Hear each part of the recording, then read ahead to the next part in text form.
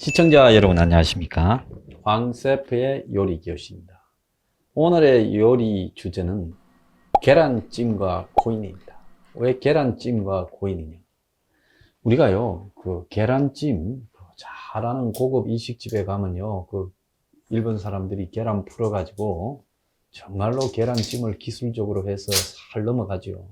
그래서 그런 계란찜이 제일 맛있는 것 같지만은 배가 고프고 이럴 때 그냥 계란찜 하나만 있으면 집에 그냥 스텐 그릇에 올려서 밥솥 위에 찐 계란찜도 먹다 보면 세상에서 제일 맛있는 음식입니다. 그래서 음식이라는 것은 쉽니다. 아무리 집에서 그냥 대충 한 계란찜도, 또 일식집에서 최고급 요리에 전체 에피타이저로 놓은 계란찜 요리도 결국은 먹다 보면 그 분위기와 상황에 따라서 최고의 음식이 될 수 있다는 겁니다. 자, 코인, 블록체인 기술의 종아다. 또 앞으로 미래를 지배하는 통화의 원천이 될 거다. 각 국가가 왜 통화를 발행하느냐? 이제 국적을 넘어서, 국가를 넘어서 이 개인이 통화를 지배하게 된다. 핀테크 기술의 종아다. 별의별 이야기를 하고 있습니다. 그런데 제가 하나 물어보고 싶은 게 있어요. 그렇게 코인이 미래 기술에 종하면 왜 시골의 할머니들, 할아버지들, 젊은 알바들 돈을 뒤통수 쳐서 쳐먹습니까? 그러지 말고 그 핀테크 기술로 또 블록체인 기술로 이 다양한 형태의 코인이 아닌 부분에서 얼마든지 정상적으로 기술을 가지고 돈을 벌어먹을 수도 있지 않겠습니까? 나온 지가 12년이 됐는데 아직도 불쌍한 사람들 뒤통수 쳐먹는 다단계 피라미드라면 이 코인이라는 것은 볼 것도 없다는 겁니다. 내가 이 이야기를 2017년 문정권 들어오면서부터 했습니다. 그런데 사람들이 저를 비웃었죠. 황장수는 IT 분야의 이 기술을 너무 모르는 것 같다. 기본적인 지식도 가지지 못한 채 무식한 꼰대의 모습을 보이고 있다. 요즘 준석이가 코인 해가지고 돈 따서 당 대표 선거 나와서 지지율 1위 놓은다길래 제가 좀 코인 한 놈이 어떻게 야당의 당 대표를 하냐. 자, 그게 도덕적이고 상식적으로 맞느냐 했더니만 꼰대다라고 이제 코인충들이 달라들어서 저를 씹어요. 자, 로버트 실러, 미국 예일대학 교수, 이 사람도 노벨 경제학상을 받았습니다. 그래서 행동심리학이라는 부분을 경제학에 도입을 했어요. 수요 공급인이 각종 경제 그래프가 아니라 통계 수치가 아니라 인간의 심리가 경제에서 가장 중요한 역할을 한다 하는 사약적인 관점에서 경제를 바라본 사람입니다.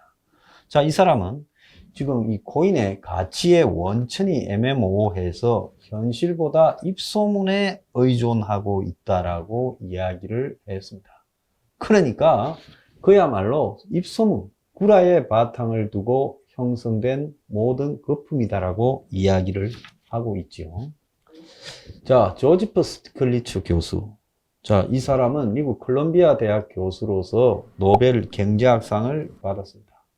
경제라는 부분이 꼭 예상대로 움직여지는 것이 아니라 어딘가 제대로 작동하지 않는 오작동이 발생을 하게끔 되어 있기 때문에 경제는 그런 측면을 유심히 봐야 된다라고 했는데, 이 사람도 지금 코인의 거품은 전부 이 서사, 이야기, 나레티브, 스토리에 바탕을 두고 있는데, 20, 30대의 젊은 사람들은 이 국가가 국적, 민족 이런 부분을 싫어하는데 이런 것을 초월한 화폐를 만들자라는 말에 현혹되어 가지고 이들이 20, 30대들아 부자가 되고 싶은 욕망에서 그야말로 자산 거품에 뛰어들어서 이렇게 투기를 앞장서고 있는데, 그런데 결국은 그들도 지금 이 코인 거품의 스토리에 대해서 속고 있는 것이다.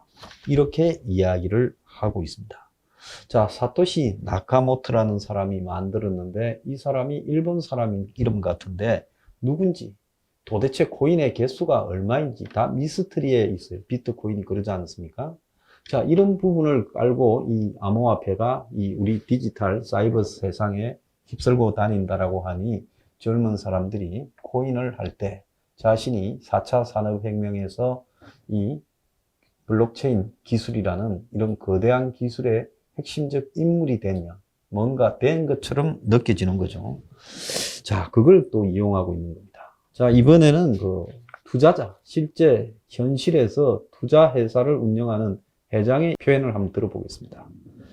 자, 짐 로저스라는 유명한 이 투자사 회장이 있죠. 이 사람은 모든 가상화폐의 가치는 곧 없어질 거다. 그래서 자산 가치가 없어서 사라질 수밖에 없다. 그래서 암호화폐 구매는 투자가 아닌 도박이다. 정부는 자신들이 관리하지 못하는 것을 인정하지 않기 때문에 가상화폐를 불법에서 배제한다. 자, 이 말 뭔 말입니까? 한국 정부 보고 하는 소리하고 똑같아요. 한국 정부는 가상화폐를 관리를 갖다가 안 하지 않습니까? 내버려 두고 있잖아요. 그래서 이거 불법도 아니에요. 그러니까 그 이유가 가상화폐 업자놈들하고 결탁이 되었어. 뇌물을 주고받았어. 아니면 가상화폐라는 걸 이해를 하지 못해서 좌우간 가상화폐 자체를 갖다가 관리하지 않고 내버려 두고 있고, 그래서 불법이 아니게 만들면서 이 도박판이 벌어지게 하고 있다는 겁니다. 자, 나심 탈레브라고요. 2008년 세계 금융위기를 예측하는 블랙스완이라는 책을 써서 유명해진 사람이죠. 예상치 못한 검은 백조가 나타날 때가 있다. 자, 그 나심 탈레브는 가상화폐는 폰지 사기다. 자, 여기 탈레브는 제야 경제학자 중에서 가장 촉이 좋은 사람입니다. 노벨 경제학상을 받지 않고 비주류 제야 경제학자인데 이 폰지 사기다라고 했어요. 뉴욕 대학 교수인 루비니 교수는 가상화폐는 화폐도 자산도 아니다, 이렇게 말을 했습니다. 자, 통화에 4가지 기준이 있다. 적어도 돈이 되려면 4가지 기준이 있다. 첫째는 돈의 단위가 있어야 되고, 결제의 수단이 돼야 되고, 가치를 저장해야 되고, 교환 수단으로서 작동해야 된다. 그런데 비트코인이나 모든 코인이 석기 시대에 조개 껍데기가 더 이 비트코인이나 모든 종류의 코인보다 더 낫고 정확하다. 자, 이거 제가 제 방송에서 이 말 했습니까? 안 했습니까? 석기 시대에 들고 다니던 조개 껍데기가 지금 코인보다도 훨씬 더 이 가치가 있었다라고 화폐로서 제가 이야기를 했는데, 이 이야기를 루비니 교수가 했습니다. 제가 먼저 했으니까 루비니 교수가 제 말을 뺏겼나? 황장수의 이 뉴스 브리핑을 보는지 모르겠습니다. 어쨌든 근본 가치에 다다를 때까지 소득으로서 이렇게 활용되기가 거의 불가능하다라고 말을 하고 있습니다. 즉, 가치가 있고 근본 가치가, 가격이 있습니다. 가격은 근본 가치와 상관없이 생성될 수도 있죠. 허름한 집 하나가 10억이 될 수도 있습니다. 그런데 이 집의 가치는 실제로 한 1억밖에 안 될 수 있죠. 그런데 가상화폐야말로 근본 가치는 거의 제로인데 이것이 가격이 높아져가 있어서 가치에 멀어지고 있다는 겁니다. 제가 전에 한번 이야기했잖아요. 근본 가치적 생산을 만들어내지 못하는 경제적인 활동은 다 무의미하다라고 말을 했습니다. 그래서 근본 가치에서 가격이 멀어질 때 그것을 우리가 거품이라고 말하고 있습니다. 그래서 가상화폐는 근본 가치와 가격이 조화를 이루지 못하고 있다. 그래서 가격이라는 것이 아예 있을 수 없는 거품 속에 형성된 물건이다, 이렇게 말했습니다. 자, 제가 오늘 이야기한 사람은요, 세계 노벨 경제학상을 받은 3사람, 가장 유명한 투자자, 제야 경제학자 중에 최고 대부, 그리고 2008년 금융위기를 예측한 사람, 이런 쟁쟁한 사람들이 모여서 다 가상화폐를 사기라고 했습니다.